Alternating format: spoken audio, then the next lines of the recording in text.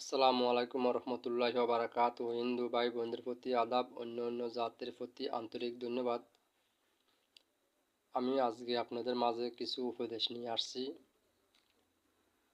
সেই উপদেশগুলো বলার আগে আমি আপনাদের মাঝে কিছু মানুষের সমস্যা নিয়ে জ্বালা যন্ত্রণা করতে আছে মাধ্যমে আছে, এক একজন এক এক সমস্যার মাধ্যমে আছে। সেই সমস্যাগুলো হচ্ছে, কেউ স্বামী স্ত্রী অমিল, স্বামী স্ত্রীর কথা শুনে না, স্ত্রী স্বামীর কথা শুনে না, ছেলে মেয়ে মা বাবার কথা শুনে না।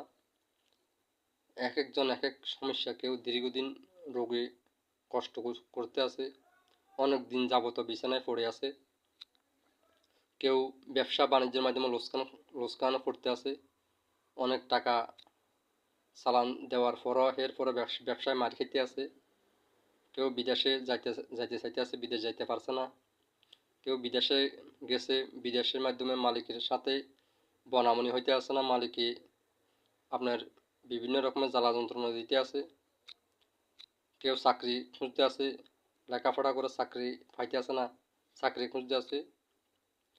এই ধরনের অনেকজন অনেক সমস্যার মাধ্যমে আছে। যারা এই ধরনের সমস্যার মাধ্যমে আছে তারা আমার সাথে যোগাযোগ করবেন।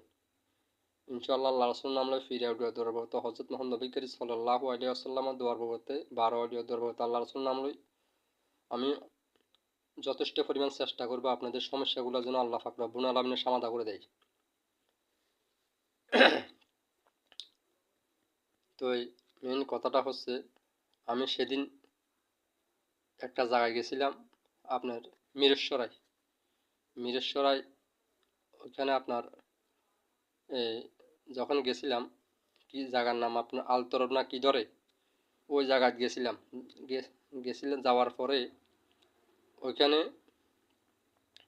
একটা নতুন বউ বিয়ে করে আনছে। তো বিয়ে করে আনবার পর দিয়ে এখন শাশুড়ি বাড়ির থেকে যখন নতুন বউ ছেলেরে যখন বিয়ে করে আনছে, আনবার পরে ওই ছেলে বলতেছে যে আম্মু আমার শাশুড়ি বাড়ির থেকে কি কি দিছে। তো ওনার মা বলতে আছে, তুই দেখোস নাই কি দিছে তোর শাশুড়রা, দেখোস নাই। ওই ছেলে বলতে আছে, আন্নার বেআইনি লগে কথা বলেন নাই, হ্যাঁ আন্নার বেআইনি লগে কথা বলেন নাই।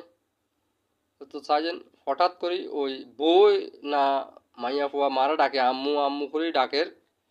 তো আম্মু আম্মু হদ কোয়া এটে এটে কানে